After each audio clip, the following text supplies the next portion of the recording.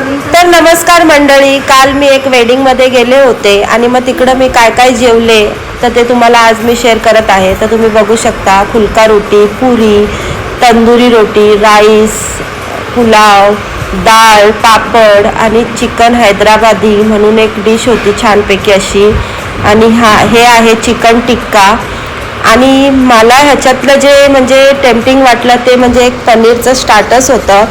ते मी व्हिडिओ ही याच्यासाठी टाकत आहे, तर तुम्ही असे म्हणजे कमेंट करू नका की मी एवढं खाल्ले ते दाखवते.